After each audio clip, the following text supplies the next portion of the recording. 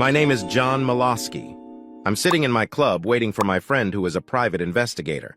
I told him to come in a way that no one would recognize him. My friend Joe is about my height and size. He's bald, so he can change his look easily. He came over to my table and asked for a drink. At first, I nearly told him to get lost, but then I saw it was Joe. It was a quiet evening, but it was still early. Our dancers are really talented. They look great and can dance well. Before I got married, I used to go out with some of them. I miss those days, but I promised my wife I would be faithful. "Why did you ask me to come here in disguise, John?" Joe asked. "Someone here shouldn't know who I am, right?" "Exactly, Joe," I said. "There's a man in booth 12 on the left. Don't look now, but I need to know more about him." "I'll head to the restroom and snap a picture on my phone," Joe said. "Are you going to tell me what's going on, or should I guess?" I laughed. "He joined the club a month ago. On his form, he said he works in private security. I think he's following me. I could go ask him or beat him up, but I think he's working for someone else. I need to know who." Joe came back from the restroom quickly and said he'd keep in touch with me, mostly by phone unless it got too personal. I told him to make sure the guy didn't know he was being watched. The guy's name was Kent McCarty. While I was sitting there, Bob Arndt, my lawyer, sat down at my table. He's an old friend. He asked, "Who was the guy that just left?" I said, "Just a new member who wanted to meet me." I didn't want to tell anyone about Joe until I knew more. It was funny because Bob had met Joe many times but didn't recognize him in disguise. Let me tell you a bit about myself.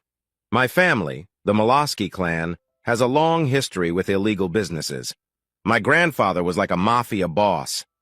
I hate the word mafia, but it's the easiest way to explain it. Granddad Milosky was tough.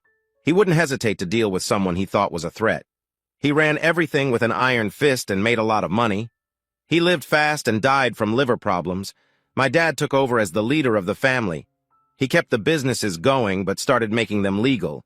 The authorities tried to catch him for tax evasion and other things, but they couldn't. When I finished college, he told me to go straight. We sold off the illegal businesses and kept the legal ones. Dad is retired now and lives abroad with my mom. I visit them a few times a year.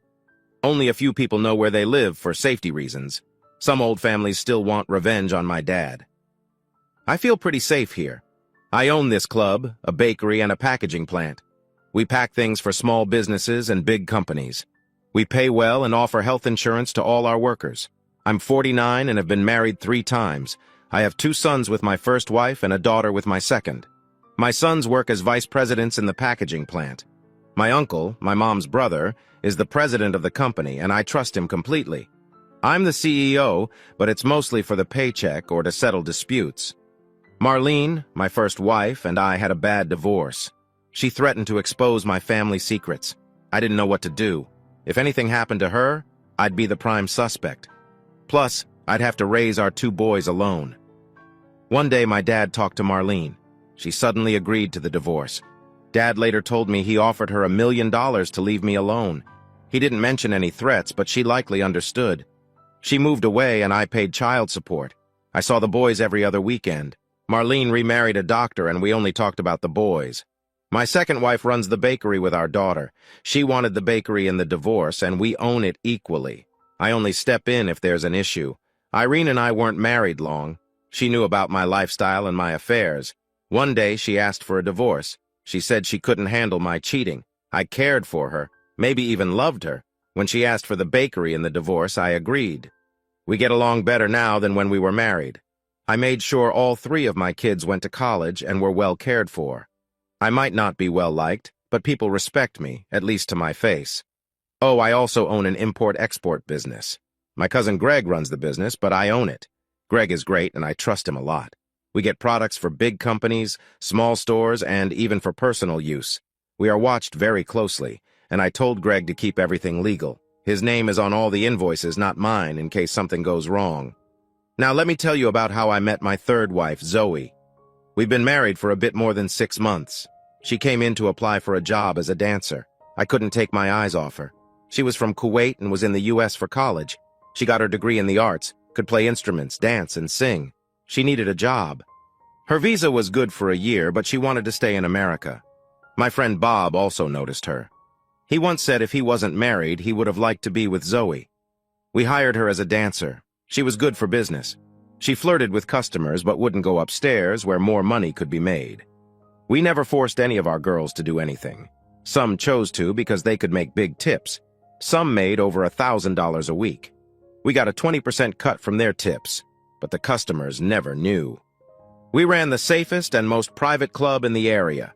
Our girls were safe, and our customers' privacy was very important. We had all the doctors, lawyers, and business professionals as members. Even politicians joined. Back to Zoe, when she wasn't dancing, she was at my table. She had olive skin and a mysterious look. She was thin but had a nice figure. She danced like a belly dancer and made everyone watch her. I talked with her often about her past. Her parents died in conflicts in the Middle East. She had brothers and other family in Kuwait. She was special. I had relationships with many girls but never forced them and always paid them. Zoe was different. As far as I knew, she never slept with anyone at the club. Many would have paid her well, but she wasn't interested. I joked with her about maybe liking women. She said she did try it in college, but just for fun. She liked older men because they treated her better. One day, Zoe told me she would be with me if I asked her. She didn't want money, but wanted to be loved. I was surprised. She was much younger than me, but she didn't just want sex, she wanted love. I told her I wasn't sure about being with just one woman, and she laughed and said, "That's because you've never been with me." I took her home that night. She was amazing. Over the next few months, we tried many things. I even got to experience more with her. I never used protection, and she liked feeling close to me. I told a few close friends about our relationship. I knew they were jealous, especially Bob. His wife was a bit overweight and controlled their sex life. He sometimes paid to be with our dancers, finding it better than what he got at home.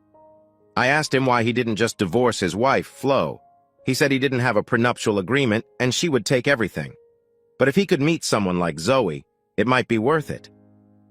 Even though Zoe danced at the club, everyone knew she was with me, so they didn't bother her. After about 4 months, she asked me to marry her.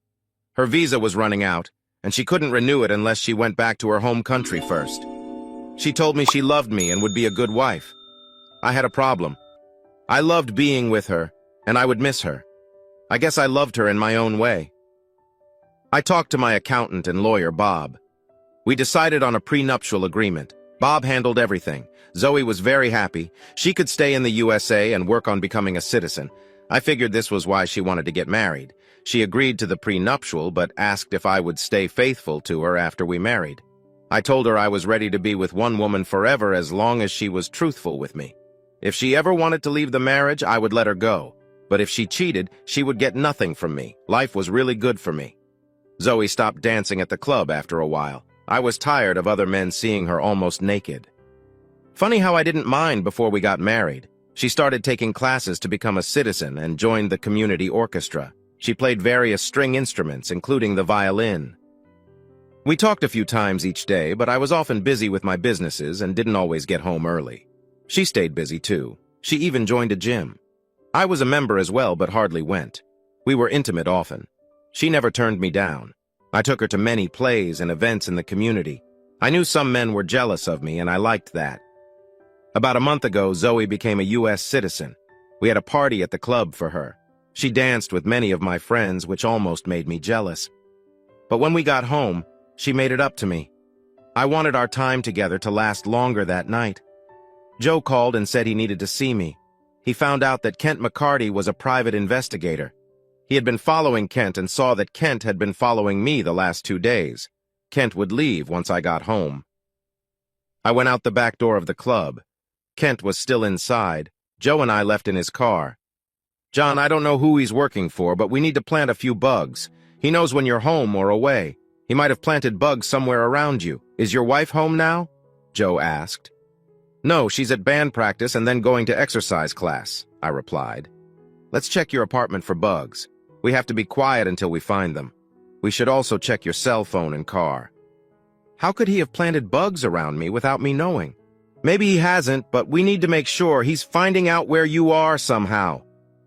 We went to my apartment and Joe used his bug finder. He found a bug in the office phone and the kitchen phone. It upset me to know someone had planted them. Joe said we should leave the bugs in place so Kent wouldn't know we found them. Joe then planted his own bugs. One in the office, one in my bedroom, and one in the kitchen near the phone. John, these bugs are much stronger than the phone bugs. We'll know if anyone comes or goes from the apartment. They will pick up any noise above a whisper in the rooms they're in, Joe explained. I don't want anyone knowing my personal business or what I do in my bedroom, I said. Joe laughed. These are voice-activated recorders. They can record sounds for up to 6 hours. You'll be the only one to hear them unless you want me to listen to something specific. The recorder will be in the closet in your office. Just change the discs each day if they're full. We went back to the club. When I got there, Kent was gone. Joe and I checked my car, and he found a bug under the right wheel well. It was a type that connected to a GPS to track the car's location. Joe checked my cell phone and said it was free of bugs. It started to bother me.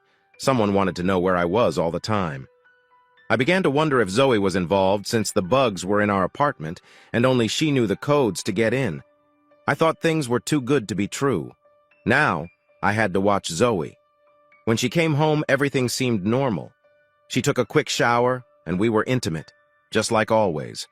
She was even louder than usual. The next morning after she left, I had a good laugh knowing our intimate moment was on tape. I hadn't thought about it while we were together. For the next few days, I checked the tapes at home. Other than our usual talks and being intimate, nothing seemed off.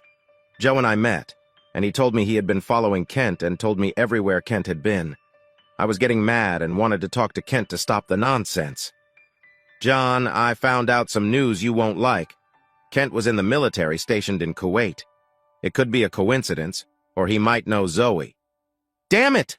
So why doesn't she just leave me if they know each other? She's got her citizenship now. We don't know if they know each other, and we need to find out why bugs are being planted. John, can you leave town on business for a couple of days? I want to see if Kent follows you or stays here. It might tell us something, Joe suggested. Sure, there's an import business Greg wanted me to visit. They want to work with us. I'll leave on Thursday and return on Saturday. Will this help? Hopefully, it will bring out the truth. Make sure you use your home phone when you call Greg. We want whoever is doing this to know you'll be gone, and make sure to change the discs on our bugs. I did what Joe suggested. I also asked Zoe if she wanted to come with me, but she said she had a concert Friday night. I told her I'd be home on Saturday and expected some intimate time when I returned. She smiled and said, I'll be here waiting for you. I hoped she wasn't involved, but there were still many questions. I used the office phone and let Greg know I would pick him up. I called my secretary, Susan, who told me I had a room booked at the Holiday Inn. I've known Susan most of my life, and she's one of the few people I truly trust. I stopped by the club to let Bob know I'd be away for a couple of days. I also told the club manager, reminding them they could always reach me on my cell phone. I was finishing my drink when Bob asked to use my cell phone because he left his in the car. I handed him my phone and he walked away to make a call. He was gone for a few minutes. When he came back, I noticed Kent hadn't followed me into the club today, which seemed strange. Bob returned my phone, and then I went to pick up my cousin Greg. It was nice spending time with an old friend. I let Greg drive my Lexus since I'm not that into driving. I thought I'd call Joe to let him know we were on our way, but I couldn't find my phone. Where the heck was it? What's wrong? Greg asked. I can't find my cell phone. Last time I used it was at your office when I left Zoe a message. I think I left it on your desk. Don't worry about it. My secretary will find it and put it in the drawer till we get back. We'll stop at a drugstore for a cheap phone you can use until then. That's what we did. I called Joe to let him know we left. I also left a message for Zoe with my temporary number. Lastly, I called the club and told Brad the new number so people could reach me if needed. We spent Thursday night in New York, hanging out at a lounge and having dinner. Greg found a couple of women to talk to. I thought about chatting with someone too since we were far from home and no one knew us there. As we bought drinks for the ladies, my new phone rang. It was Joe. John, just letting you know I followed Kent. He was at the gym and came out with Zoe. Darn it, I said. Where did they go? He followed her to the apartment but didn't go in. They chatted outside for a few minutes. I heard him say he'd see her Friday. Oddly, he mentioned he's going to New York. Isn't that where you are? Yes, I'll watch out for him. Maybe he's trying to find out if I'm up to something. I can't believe Zoe would hire someone to follow me. John, Should I keep an eye on Kent or stay here and watch Zoe? Something feels off. Keep an eye on Zoe. Call me if anything strange happens. Meanwhile, I'll watch out for Kent. I've about had it with him. Greg and I took the women out for dinner. I told him to take them to his room, and I'd see him later. While he left with the women, I sat in a booth and watched the crowd. I thought I saw a man who didn't fit in. He wore a hat and had a beard. It might have been Kent, but I wasn't sure. My phone rang again, and it was Joe. Yeah, Joe. What's up? You said to call if anything strange happened. I saw Bob, your lawyer, go into your apartment building. He was let in. Do you know if he knows anyone else in your building? No, and he knows I'm not there. He must have wanted to see Zoe for some reason. I'll call her and find out. Stay there and let me know how long he stays. Okay, but if you need me to go up, just say so. Thanks, Joe, but Bob wouldn't harm Zoe. Then it hit me how much Bob liked Zoe. Surely she wasn't having an affair with him. When I called the apartment, I got the answering machine. I left Zoe a message saying I missed her. I ordered another drink, and soon my phone rang again. It was Joe. John, Bob left. He stayed for about an hour. Need anything else? No, I called there and told Zoe to call me back. My cheap phone has call waiting. It's probably Zoe now. Talk to you tomorrow, Joe. I hung up and took the other call. It was Zoe. Sorry I missed your call, John. I was in the shower and heard the phone ring. I thought it might be you and planned to call you back when I finished. In fact, I'm standing here talking to you now. I knew she was lying. I'd find out when I checked my surveillance on Saturday. Still, I told her I missed her. Sure, don't forget about our time together on Saturday. You mean our special time, don't you, sweetheart? Said Zoe. Right. I'm going to make it special, I replied. After hanging up, I was frustrated. Why was Kent following me? Why did he follow Zoe home? How long had he known her? What did he mean he'd see her Friday? Why was Bob at my apartment? Joe was right. Trouble comes out when I leave. I'd had enough of Kent. I went to the garage, took his GPS tracker, and put it on another car. Let him follow someone else for a while. I gave up and went to Greg's room to join him and the ladies. A little while later, I took one back to my room. We spent time together, and I forgot how much I liked meeting new people. You should know I've lived a different life. There are very few people I trust. I have friends, but that doesn't mean I trust them all. Joe and I go back to high school. We've always looked out for each other. We even joined the service together and stayed friends. If there's one person I trust most, it's Joe. When I woke up Friday morning, I called Joe. I asked him to wait until Zoe left the apartment and then go take the bugs out of the phones. I wanted him to listen to the bugs we planted and tell me if there was anything important I needed to know, especially why Bob was there. I also told him to keep the bugs in place so I would know if anything else happened before I got home the next day. What's going on, John? Do you have enough information? Asked Joe. No, that's why I want our bugs left in. I moved the bug from the Lexus and placed it on a car headed to Virginia.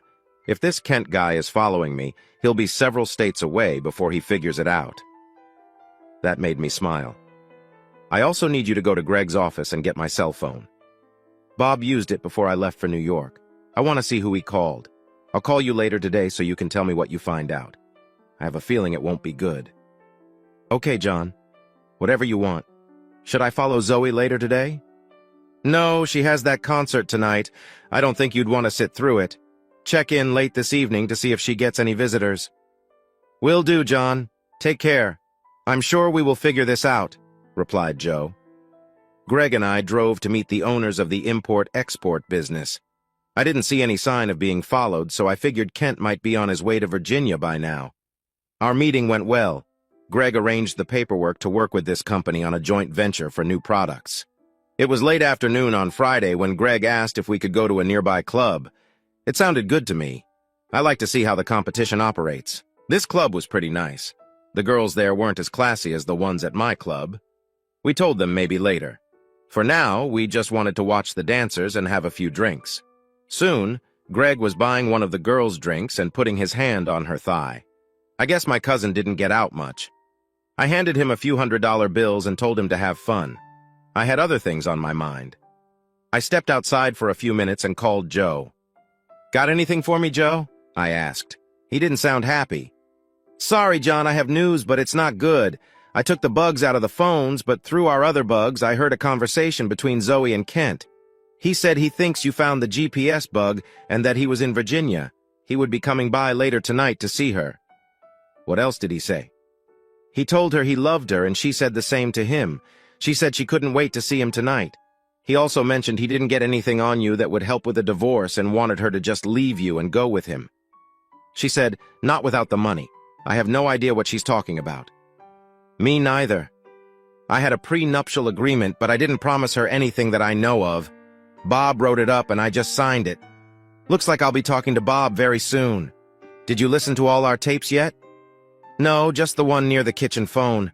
I'll listen to the others next, but I want to get out of your apartment first. I think Zoe will be coming back to get ready for her concert. I stopped by earlier when I saw her leave for the gym. Call me if you hear anything else on our tapes. I need to know why Bob was at my place. Will do, John. Take care. See you tomorrow. I went back inside the club and thought, forget it. I got the cutest dancer and enjoyed a dance. Later, Greg and I went out and had a nice dinner.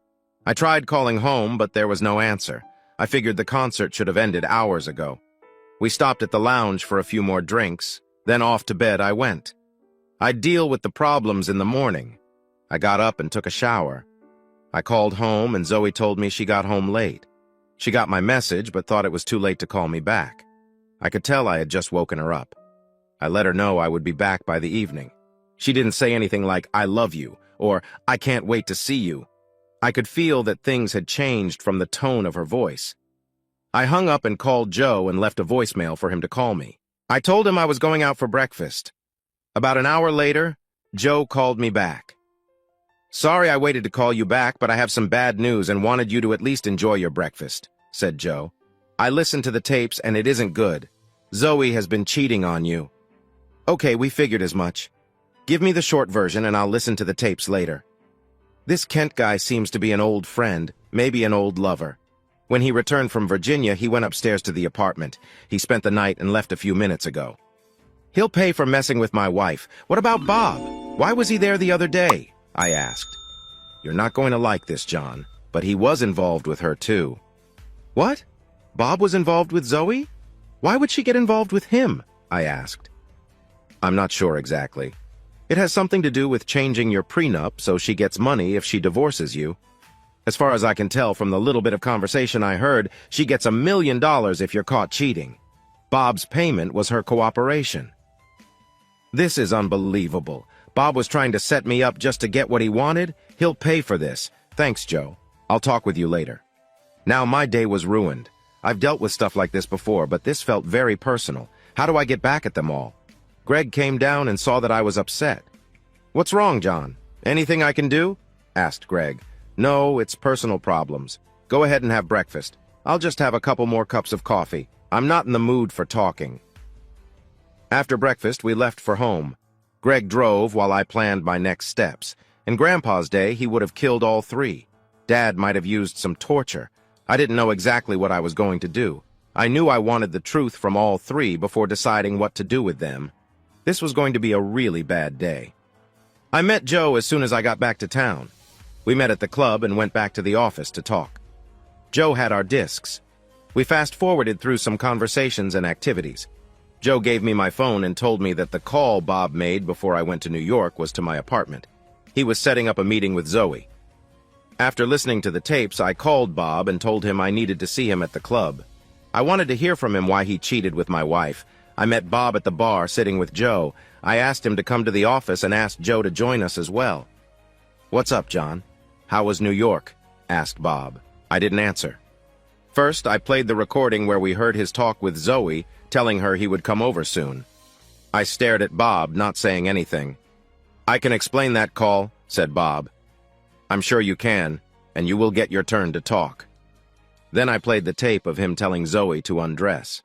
He planned to be with her again. We listened to his words on the tape. Listen, I'm doing you a big favor here, getting you $1 million. All it will cost you is a few times being with me. I'm also taking a big risk helping you. If John found out, he would kill me. The tape went on for 15 minutes. Bob's head hung down, listening to it. Finally, I stopped the tape and looked seriously at Bob. Okay, you want to talk, so talk. Why were you with my wife? What's this $1 million favor you're doing for her? I asked.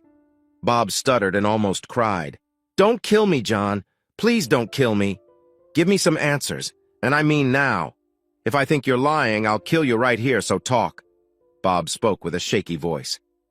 It started a couple of months ago. I saw Zoe with this young guy. What's his name?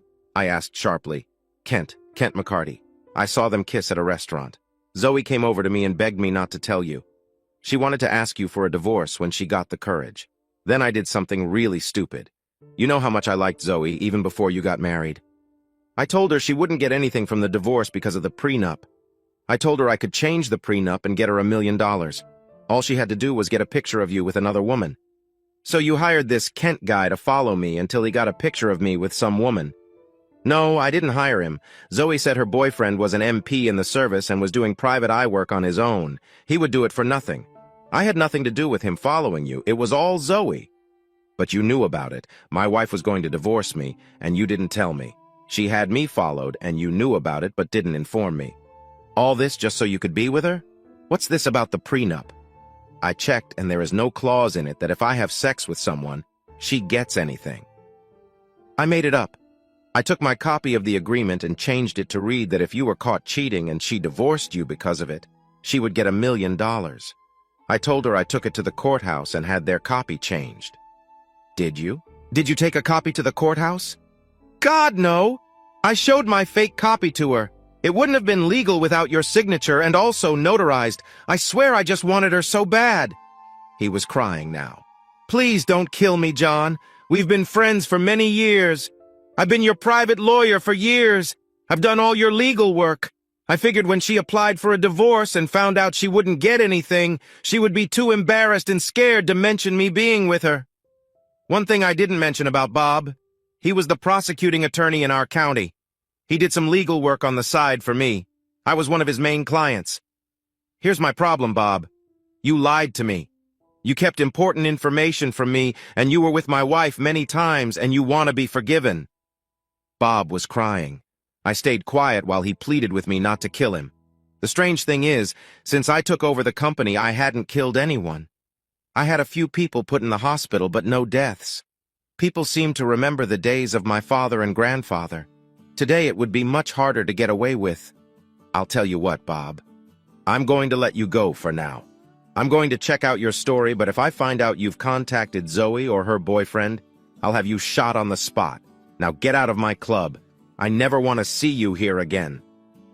Bob got up and hurried to the door and left. He was too scared to say thank you. Joe looked at me. Are you going to let him go? For now, we know where he lives and works. Besides, we need to talk to this Kent guy, and of course, I have to talk with Zoe. I decided I needed a couple of days before confronting Zoe with the evidence Joe and I found. When I got home, she looked a little nervous, but greeted me with a kiss.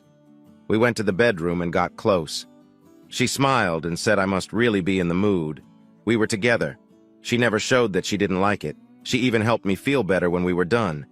I really had to wonder how she could be with this Kent guy and still be so close with me. I've been with many women, and I know she wasn't acting. After being with her, I was too tired to go out and eat. We ordered Chinese food for dinner, and she shared stories about her concert and how she had dinner with some of her group members afterward. She didn't know that I already knew she spent the night with Kent.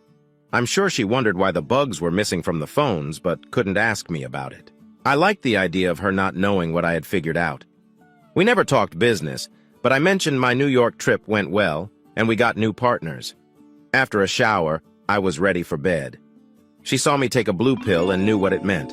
While we were together, I couldn't help thinking about what Kent would think if he knew she was with me and even Bob. She really fooled me. I didn't expect her to be like this. On Monday, I went to the courthouse to check my prenup. Bob was right. If Zoe and I divorced, she would only leave with what she brought in, just a few $1,000s and the gifts I gave her. Knowing this, I decided it was time to end things with her. I visited a judge friend of mine who often came to the club. I told him that my wife married me under false reasons and asked for his advice. He told me I could ask for an annulment if I had proof. He could quickly end the marriage if she didn't fight it. I asked if her admitting she married me only to stay in the USA would be enough. John, if she admits to marrying you just to avoid deportation, that's a reason for an annulment. But you can't force her to say it. She has to admit it.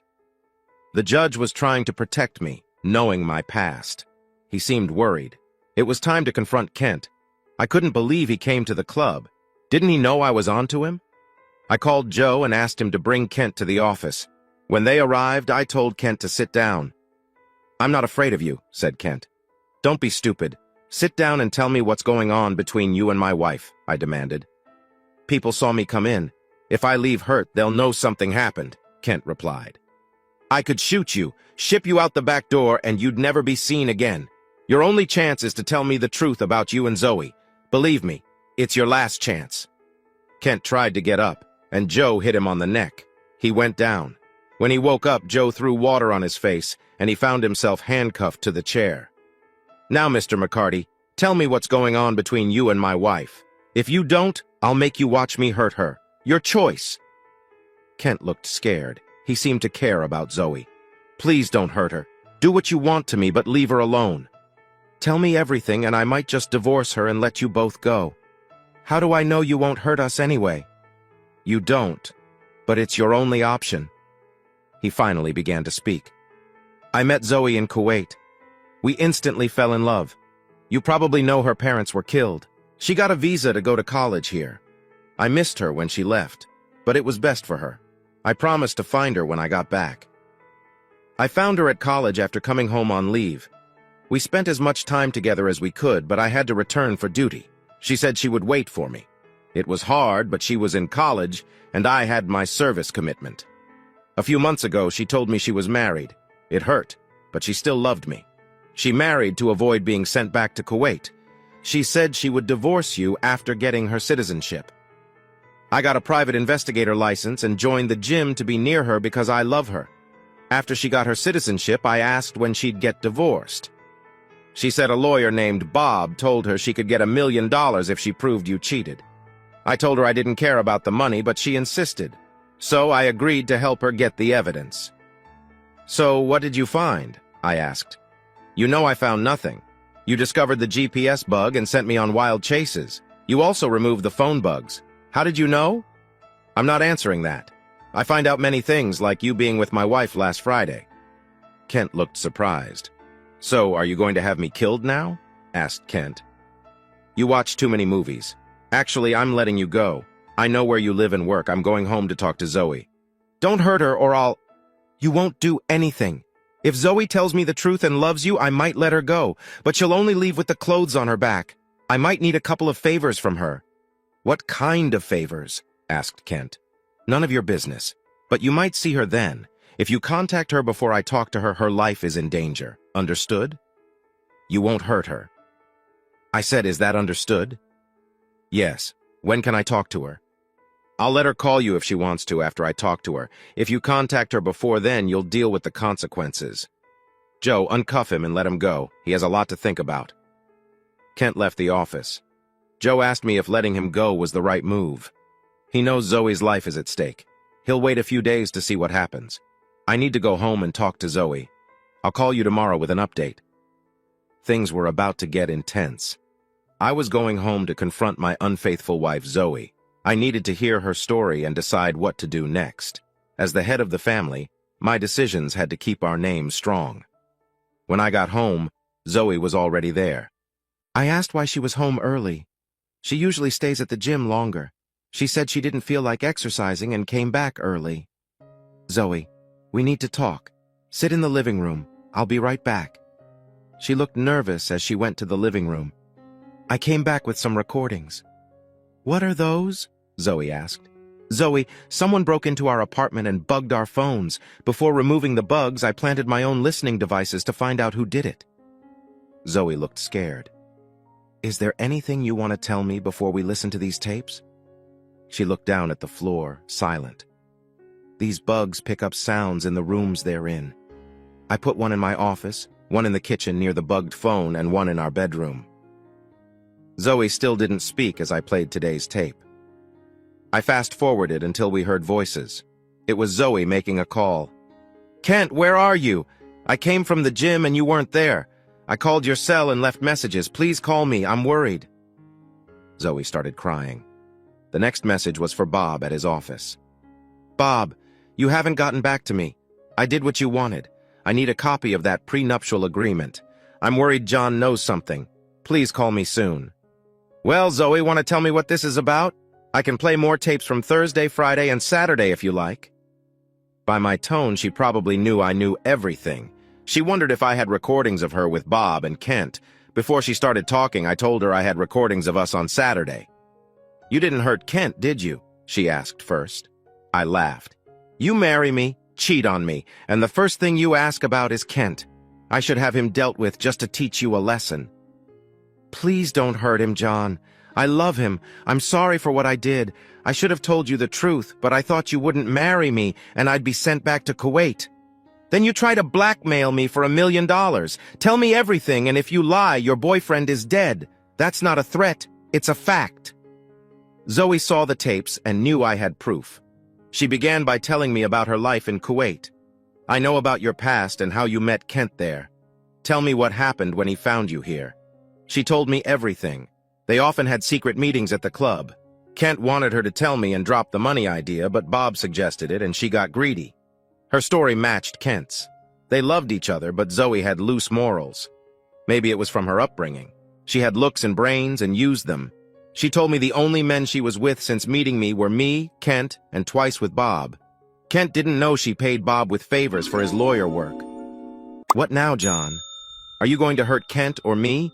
Or can we work out a deal to save us? Zoe asked, looking down. I know I hurt you. I'm sorry. Please, let me make it up to you. I'll do whatever you ask. Just let Kent and me go. If not me, please let Kent go. I told her there was a way to make it up to me. If she didn't, she'd never see Kent again. Anything, John. I'll do anything to save Kent. Tomorrow, we're going to talk to a judge friend of mine. We're going to have our marriage annulled. It will be as if it never happened.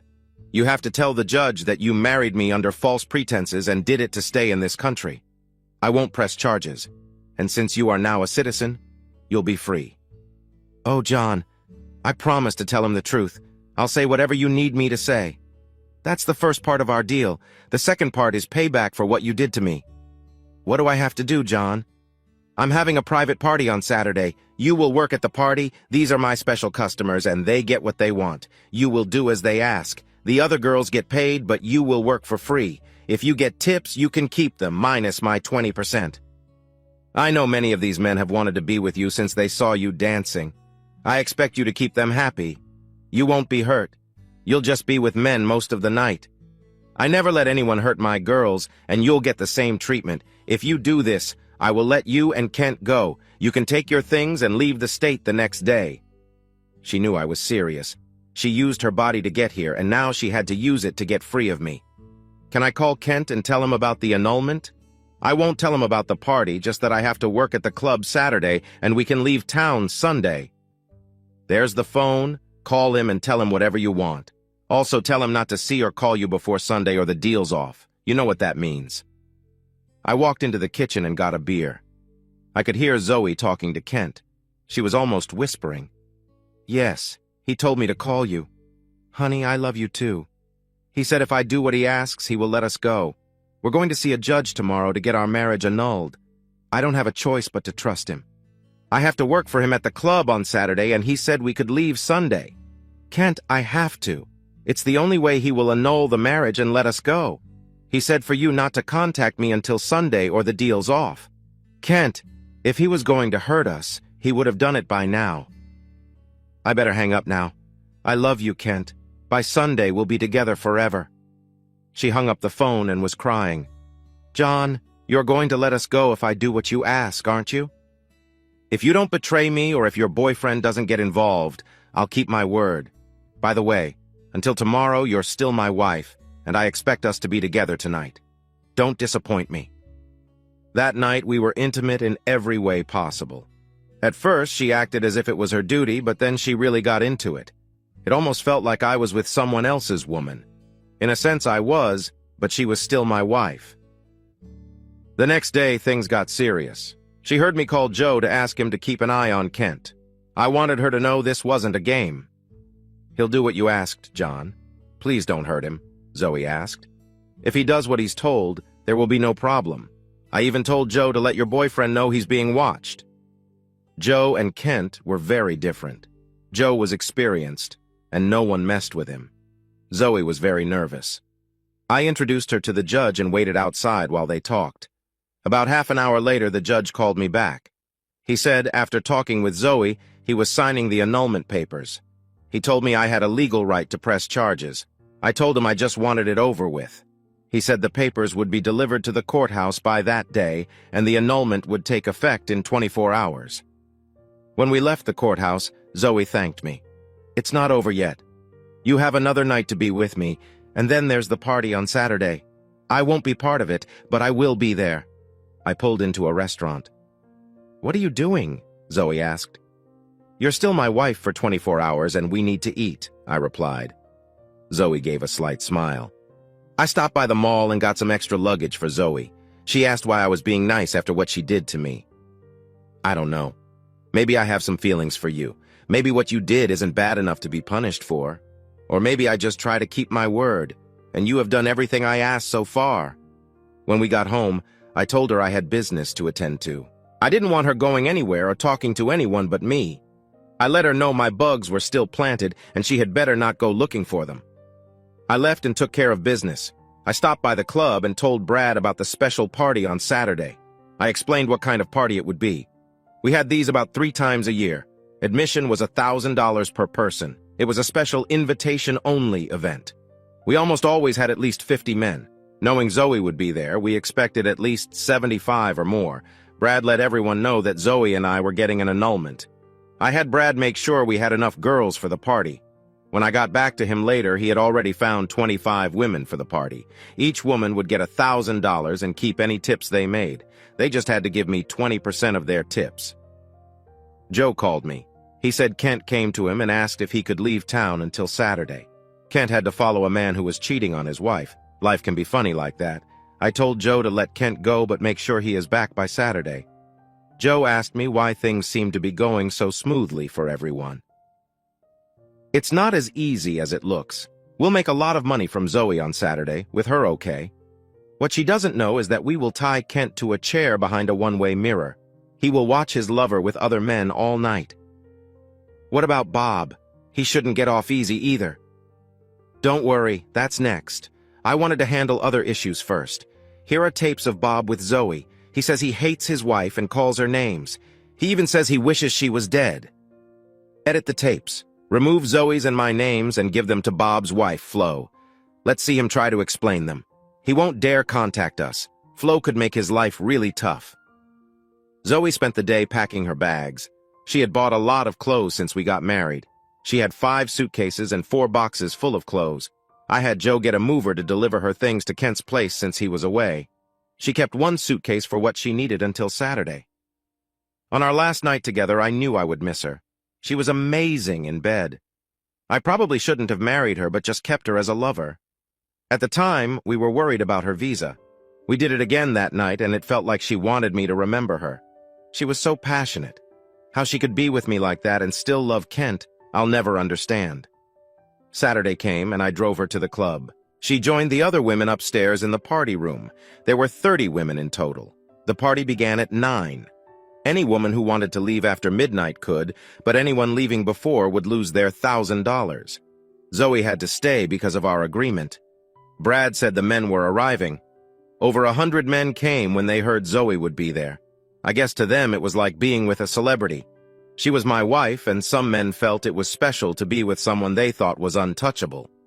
Brad told me Bob called, but he said Bob was no longer a member of the club. Bob was lucky I didn't do worse to him. We had enhancers for the men who wanted them. There was ecstasy and other drugs to boost their mood.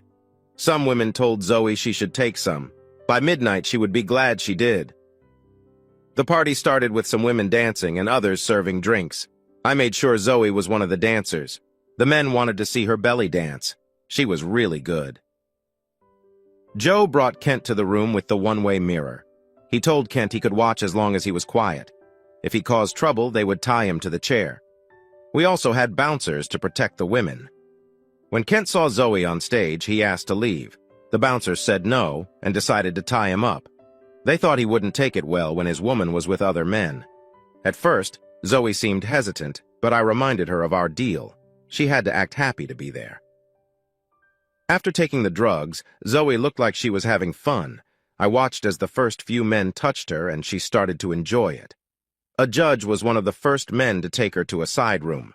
After that, she was with anyone who wanted her. I watched a couple of men with her, but I didn't enjoy it. The room had a main area for the party and small cubicles with beds and curtains for privacy. Each cubicle had a one-way mirror. The bouncers could see everything without bothering the guests. Kent was tied up by the cubicle where Zoe was. He spent the night watching her with other men. The worst part was, she seemed to enjoy it.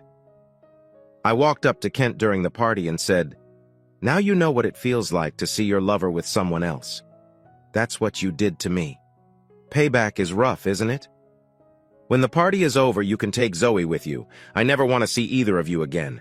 Just be glad neither of you ended up hurt. She's made over $4,000 in tips. She'll leave with a good amount of money. Another reason I didn't hurt you is that you're a vet. Joe and I are also veterans. That's why you're still here." Kent just hung his head. The party ended at 2 in the morning. I don't know how many times Zoe was with someone, but she looked worn out. I arranged showers for the girls so they could clean up. Some were so tired they asked to stay overnight. A couple of the girls helped Zoe clean up and get dressed.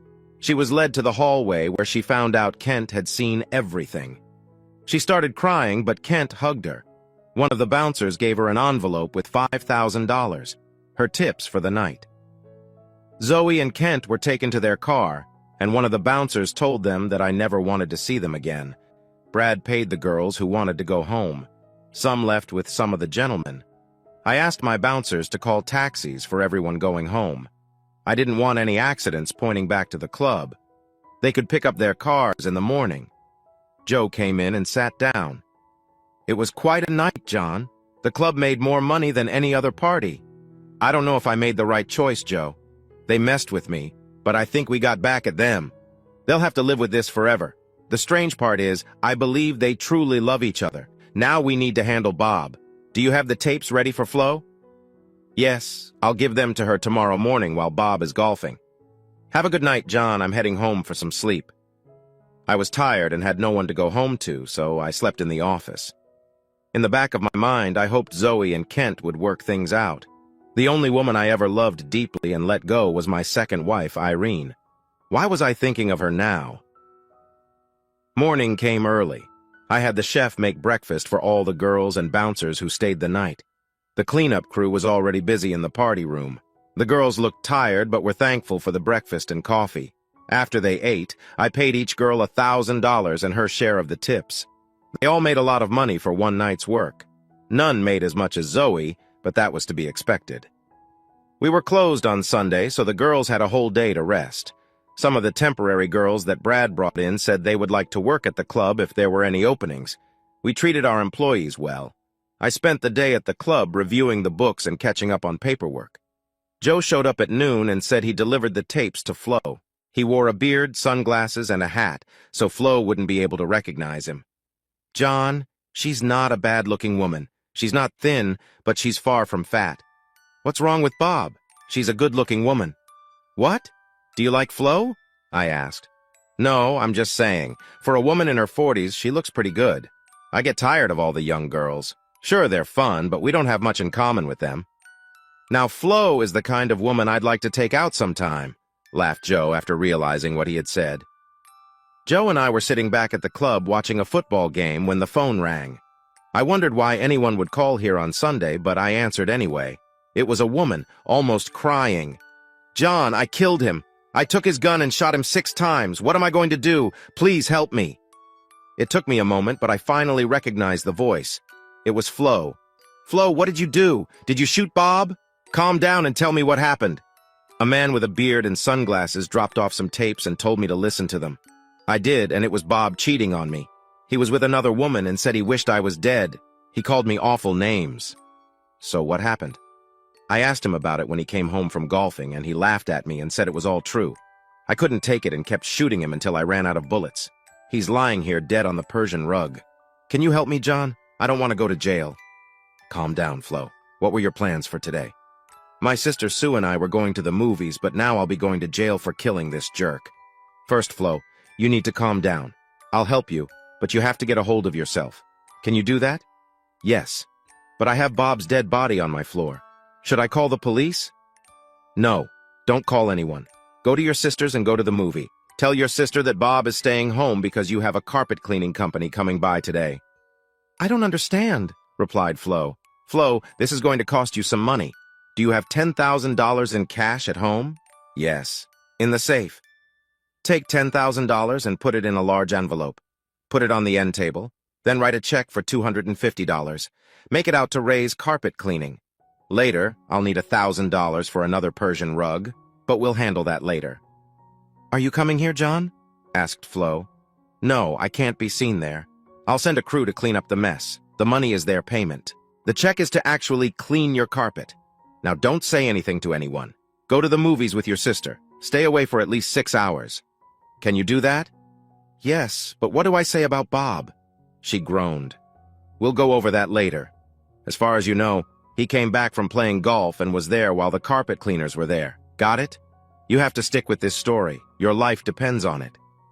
I'm calming down now, John. Thank you. I'll call you as soon as I get home in about 6 hours. Good, and call me on your cell phone. Wait, stop and get one of those cheap phones so your calls can't be traced. Thank you, John, she said before hanging up. What happened? Asked Joe. Bob came home from golfing and he and Flo got into a fight and she killed him. Wow, sounds like my kind of woman. Do you want me to handle this, John? Sure. Call Ray's carpet cleaning and explain what needs to be cleaned. His payment is on the end table. Make sure they remove the Persian rug and clean any blood on the bare floor. Have them stop by my cousin's import store to pick up a used Persian rug to replace the old one. Make sure it's used, and they clean it before bringing it over. Joe took care of the calls and everything else. When Flo called me from home, she said the place looked great. The new rug even looked like her old one. She asked what to do next. I gave her Joe's number and told her he would handle things from here. I spoke with Joe after he met Flo. He didn't go to her house. Instead, they met at a diner about 30 miles away. Here's what he told her. Flo, from now on, you have to act worried that your husband is missing.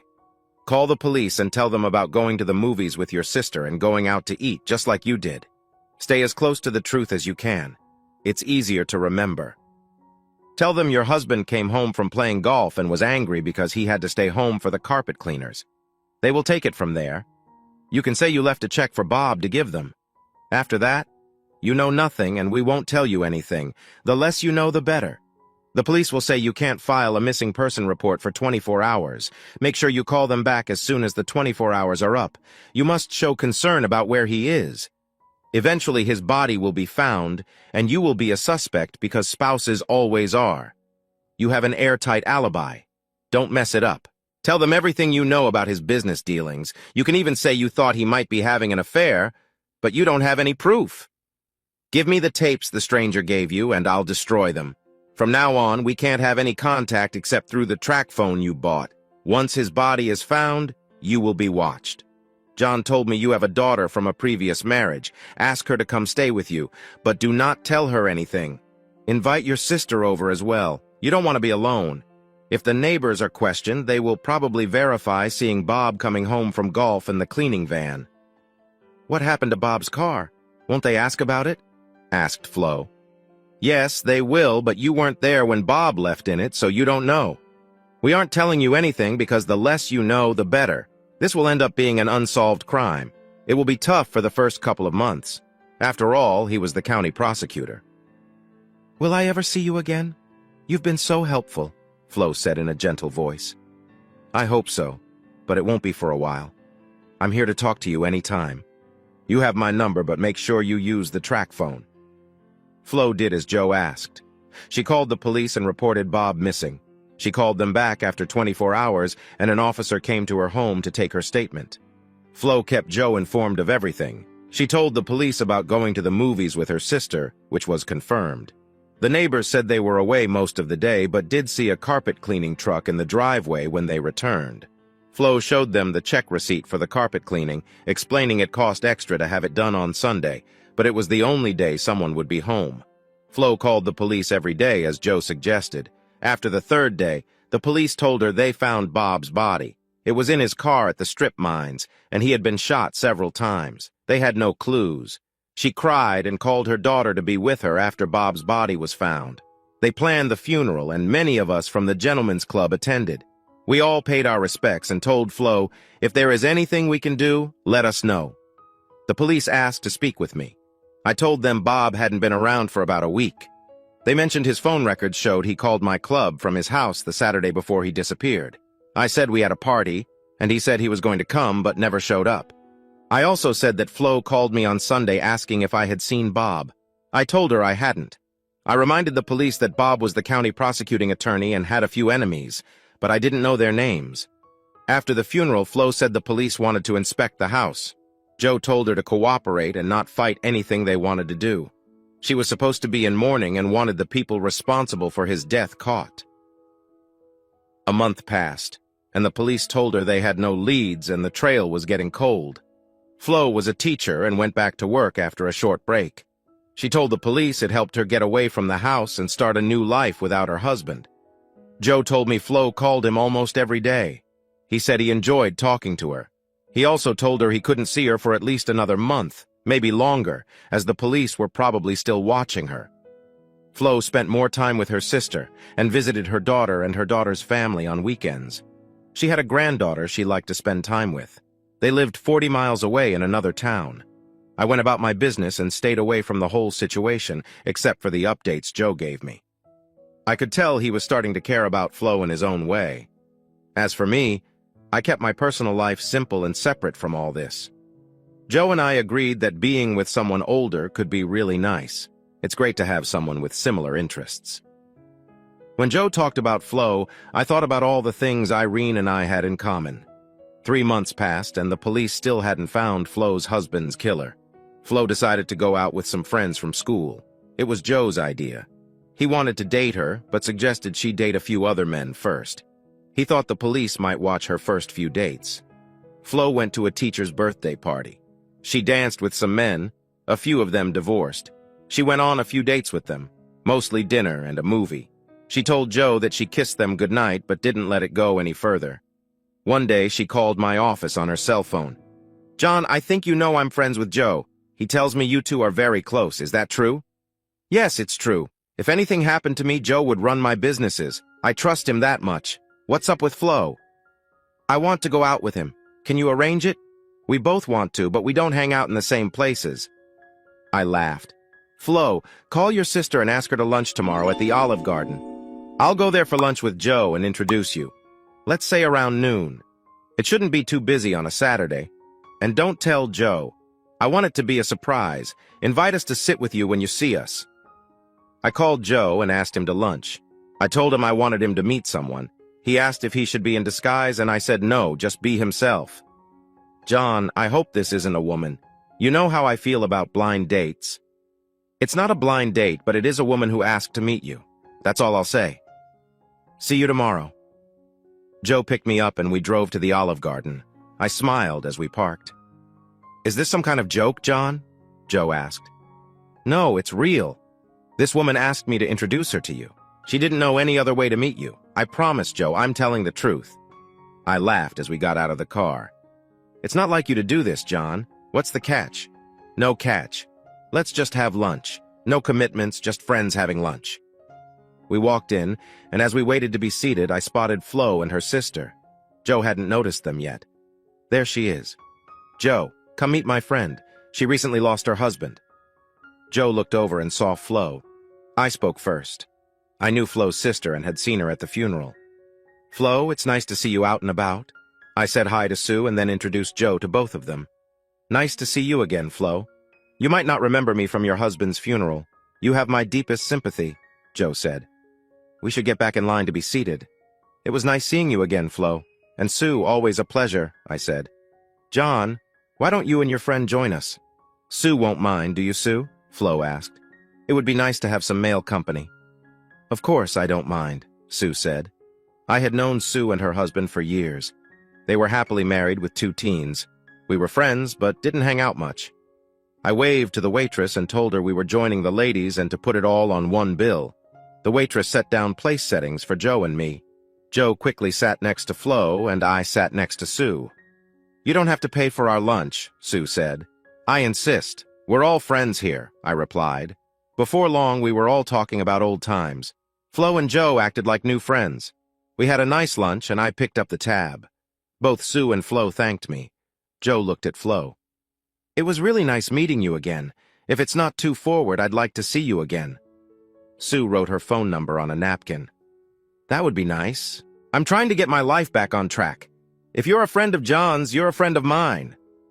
We walked the ladies to their car and then headed back to Joe's vehicle. Joe thanked me all the way home. He needed a way to start a relationship with Flo, and I made it happen. On Sunday, I decided to visit my daughter and my ex-wife, Irene. I knocked on the door, and Sammy answered it.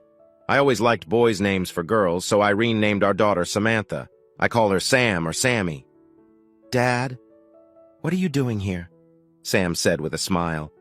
"I just came to see my two favorite women and wondered if they'd like to go out for dinner and maybe a movie." "Come on in, Dad. Mom's in the kitchen. I'll let her know you're here." I sat down and Irene came into the room. Why did I ever let her go? I still had strong feelings for her. "John, you're looking well. Sammy said you want to take us out for dinner." "What brought that on?" Irene asked. "You want the truth? You won't believe it, but I miss you two. You know I had my last marriage annulled. Since then, I've been alone a lot and have done a lot of thinking. Can I stop by once in a while and maybe we can go out sometimes?" Irene was one woman who could read my thoughts. Maybe because we liked so many of the same things. I hate to say we think alike because I hope she doesn't think like me. "Darn, you're serious, aren't you?" "What's wrong, John? You seem different." "I think I'm growing up.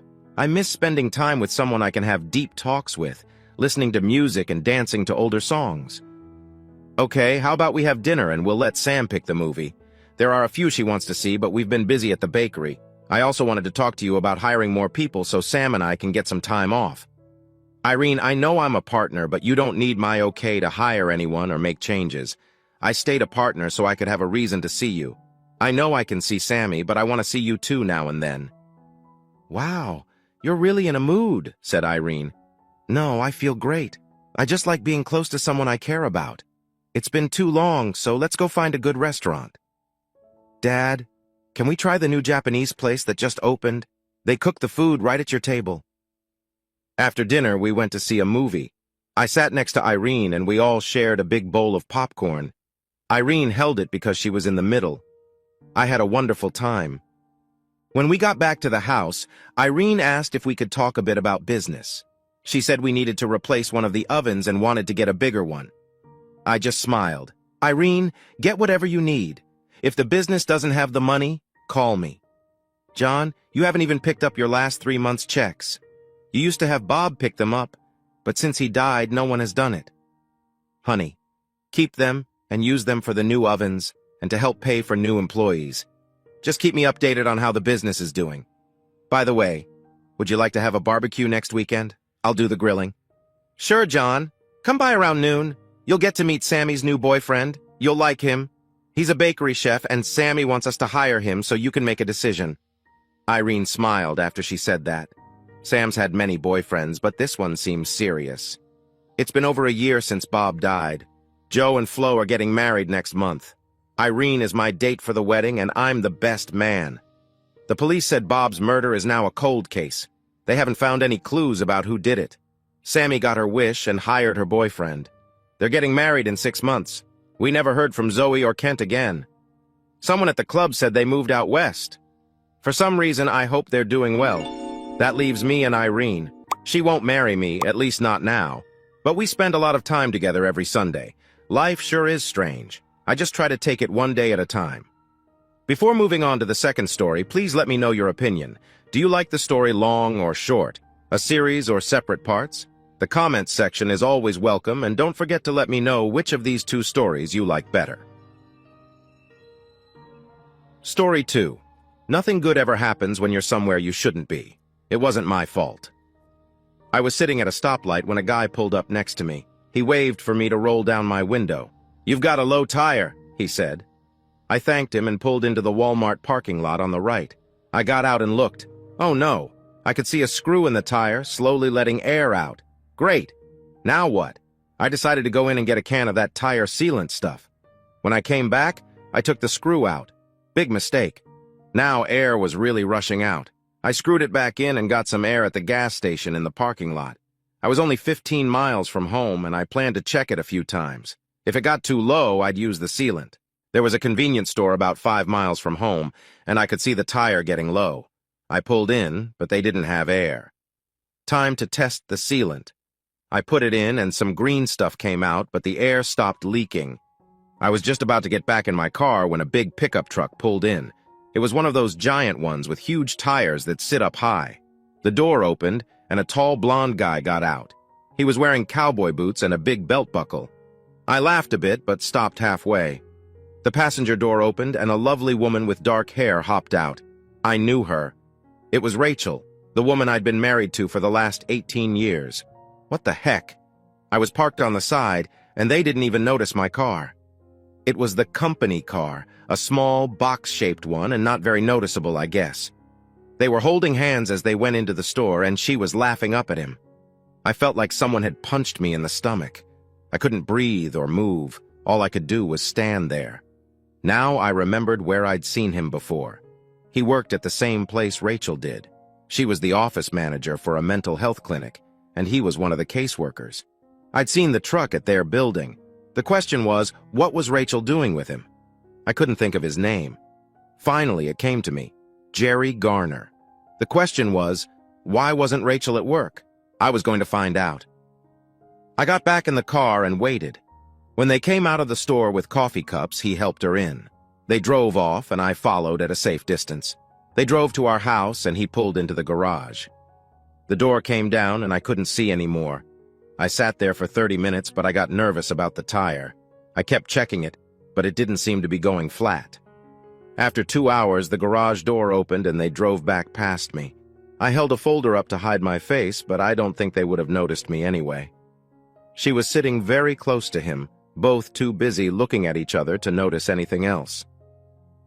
Rachel didn't finish work until 5, and it was only 2:30. I had plenty of time. First, I needed to see what I could find inside. I had to pick up Toby at 4, and I had no idea what I was going to tell her. Toby was my 15-year-old daughter. I wasn't sure what I would find inside, but maybe I'd get some answers. When I went inside, everything was quiet. I heard the drip of the faucet I meant to fix in Toby's bathroom. That was the only sound besides the soft hum of the air conditioner. I looked around but saw nothing unusual.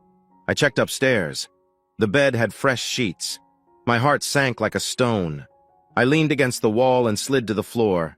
I felt numb. There seemed to be only one clear answer. I must have sat there for 30 minutes, unable to think straight. My thoughts made no sense, and I felt dazed. My stomach began to feel queasy, so I got up and opened a Sprite. I felt hot and sweaty, so I went to the bathroom. I fumbled for a washcloth, wet it in the sink, and washed my face with cold water. After that, I felt a bit better. Then I noticed something. The shower floor was wet. They had taken a shower before going back to work. I wandered back to the bedroom and sat on the edge of the bed in a daze. The bed my wife and her lover had just used. I jumped up, horrified. This was the scene of the crime. I had no idea what I was going to do. Well, I was going to divorce Rachel, that was for sure. But I didn't know any lawyers or what to do next. And I had to pick up Toby from school. Toby. What was I going to tell her? I made my way out to the car, feeling like I had been drunk for 10 days straight. My head was throbbing and I looked terrible. I was in no condition to drive, but I couldn't keep Toby waiting. Suddenly I realized she was the only thing I could truly rely on. My baby girl was going to be okay. I had to make sure of that. Whatever I did, I had to think about her. When I pulled up in the school line, I saw her waiting by the doors. She walked toward the car, so beautiful it hurt my heart. Toby had her mother's hair and skin, dark and almost Mediterranean looking. Her eyes were the most beautiful I had ever seen, dark brown with gold and green streaks. The doctor called them hazel, but I had never seen anything like them. She was tall like me, all long honey brown legs and beauty. She opened the back door and threw in her backpack. When she got in, she slid over to kiss me and froze. "Dad, what's wrong?" she asked. Are you sick? Did something happen? Is Mom okay? What's wrong, Dad? Her voice was rising and she sounded scared. I had to say something. I'm okay, kitten, I said. No one is hurt or sick or anything. I need to talk to you, Toby. Let's go to the park so I can hold you and talk, okay? Don't ask any more questions until we get there. Okay, Dad, but you're kind of scaring me, she said. I know, kitten, but everything is going to be okay, I told her, hoping it was true. It only took about 5 minutes to get to the park. I had pushed her on those swings 1,000 times. Rachel and I had sat on the benches and watched her play. Happier times. Was that all my life was going to be, just thinking about happier times? We walked to a bench and she held my hand, swinging our arms as we walked, just like she did when she was little. We sat down and I struggled to find the words. Just tell me, Dad, she said. I can handle it. Well, I'm not sure I can, I said. The story came tumbling out. I told her everything I had seen and how I felt. Tears rolled down my cheeks like a river. She held my hand through it all, and when I finished, she snuggled up against me. It doesn't sound good, Dad, she said. We need to go home and ask Mom about it. Everything depends on what she tells us. I know it looks bad, but we don't know enough. We need to talk to her. I kissed the top of her head, my heart swelling with pride. My baby was braver than I was. She pulled on my hand until I stood up. Want to drive? I asked her. Her eyes lit up. She had just gotten her learner's permit. A shadow crossed her eyes as she thought, but it quickly passed. She drove carefully home, and Rachel's car was in the garage. This was it. She met us at the door with a hug and kiss for each of us. You would have thought that nothing was wrong. Either she was an Oscar-worthy actress, or I had misunderstood the whole situation. You two want takeout tonight? She asked.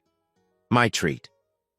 I think we just need to talk to you for a minute, Mom, Toby said. Okay. Is everything all right, baby?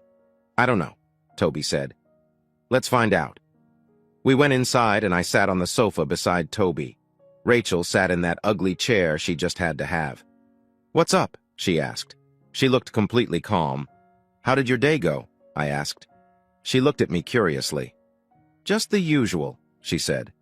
One of the drug reps brought lunch from the onion bin. It was pretty busy and I hardly had a minute. Why are you asking that?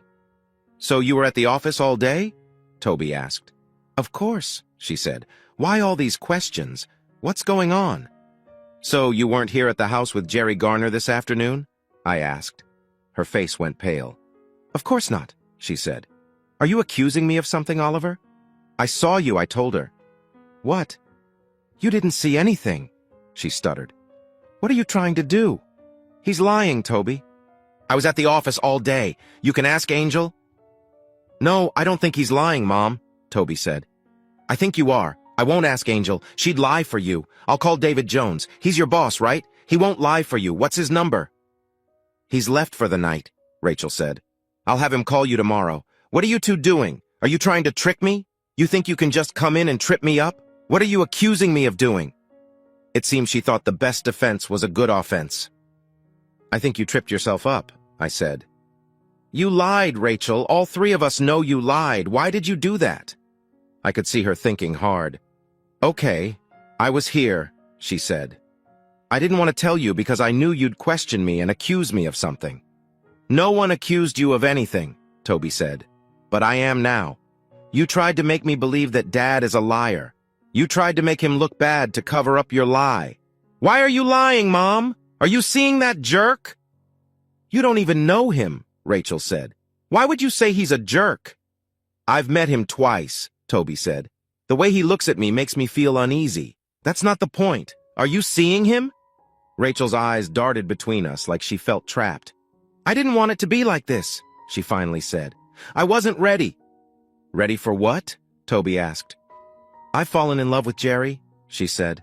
She looked at me. I'm sorry, Oliver. It just happened. We work closely together. He feels like the other half of my soul. We just connected and I couldn't help it. We're in love. I was going to tell you when we were ready. Once we're both divorced, we'll get married. I'm so sorry.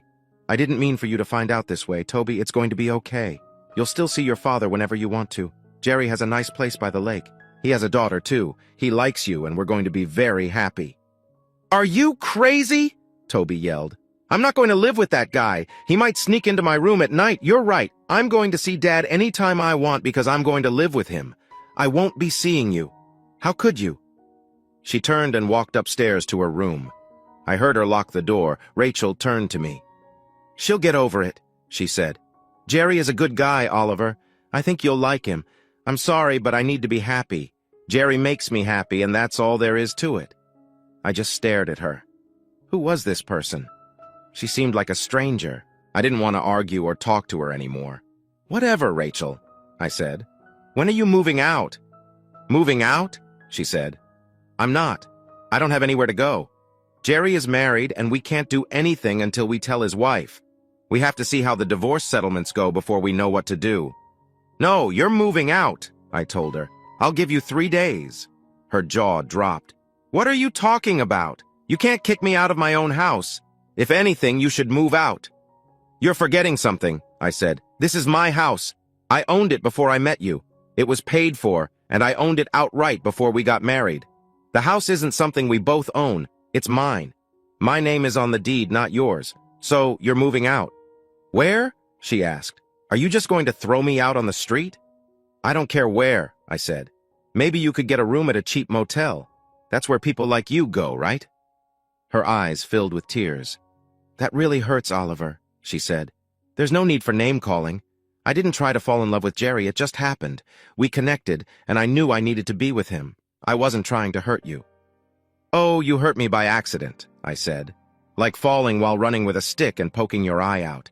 Mom always warned me about that. I see it happens now. Well, okay then. It was an accident. There's no need to be so sarcastic, she said. Why can't you just accept that we're in love, Oliver? Gee, I don't know, Rachel, I said. Maybe it's because when I left this morning you told me you loved me. Now you're telling me you love him. I guess I'm just a little confused. I do love you, Oliver, she said. I'll always love you. I'm just in love with Jerry. Oh, well, that clears it up, I said. You've told me every day for the last 18 years we were in love. I thought that was why we got married. We were in love. I guess I was wrong. Oh, no, we were in love. She tried to hold my hand. I pulled away. You've got 3 days, Rachel. If you're not out by then, I'll have the sheriff remove you and throw your stuff out. Please, Oliver. She was scared now. It doesn't have to be this way. We can still be friends. Jerry wants to be your friend, too. We have to think about Toby. I told you that I love you and I don't want to lose you as a friend. We have been together too long for you to just throw that away. I just stared at her for a minute. I felt all the sadness and loss fade, replaced by a strong anger. You must be crazy, Rachel, I said. Friends? With you? With that jerk? I don't think so. Tell that guy that if he sees me, it should be just before he runs away as fast as he can. As for you, you're the enemy now, Rachel. I'm going to make sure you leave. You have 3 days, then I never want to see you again. I'll talk to a lawyer in the morning and you'll have your divorce soon. I turned and went to the bedroom, leaving her there making noises. They were just sounds to me. She followed me around, still talking about friends, while I moved her stuff to the spare bedroom. She had more clothes than I could carry, so I draped them over her and took an armful to the spare bedroom. She followed me. She watched me for a while, but when she went to hang the clothes up, I left and locked the bedroom door. I heard her try the knob, and then she went away. Toby texted me after a few minutes. You okay, Dad? Yes, kitten, you? I texted back. No, but I will be, she said. Okay, love you, I sent. Text me if you need anything. Take me to school in the morning, she said. I don't want to be in the car with her. KK. I got in bed and laid there for hours, trying to figure out what I needed to do. I must have drifted off around 3, and then my phone alarm woke me up. I got up, took a shower, and called my boss. I told him that I was getting a divorce and needed a few days off. He told me to take as long as I needed and said he was sorry. I made coffee, had a cup or two, and made breakfast for Toby and me. She came down right on time, looking as beautiful to me as ever, and ate her breakfast quickly. Rachel came in and got a cup of coffee after a bit. She tried to talk to us, but we ignored her. It was time to take Toby to school, and Rachel asked her if she was ready. Toby just looked at her, turned to me, and asked, You ready, Dad? I jingled the keys, and she grabbed her backpack. Okay, you can act like children if it makes you feel good, Rachel said. She walked away, got her purse, gave us one more angry look, and left. I took Toby to school, and she kissed me when she got out. I sat there and watched her go in. I was thinking of my friend Dan. He'd just been through a divorce, and I thought I'd call him and see which lawyer he'd used. He didn't recommend his lawyer. He told me I should use his wife's lawyer. He gave me the name, and I looked up the number. When I called, a woman answered the phone and put me on hold after I told her what I wanted. She agreed to see me that afternoon, and I did all the usual steps. We had investments, and there wasn't much I could do about that. I could make sure she didn't run up credit card bills, so I called and lowered the limits on our cards to $500. That would slow things down for me too, but I wasn't going to fund her plans. My appointment with Elizabeth Baxter didn't start well. She had made some guesses, and I had to correct them before we could start. She thought I was leaving Rachel for someone else. "You need to think again," I told her. "She's been seeing a coworker. He's married, and they both plan to divorce and marry each other." "I apologize," she said.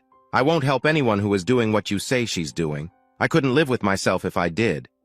"I understand," I said. "We have a daughter. I want to keep this as smooth as possible. Do you think I can get custody of her?" "It's possible," she said. "In theory, either parent can get custody. In reality, fathers rarely get custody, especially of daughters." "How old is she? And does she want to stay with you?" "She said she did, and she's 15, I said. "That will be important in the court's decision," she said.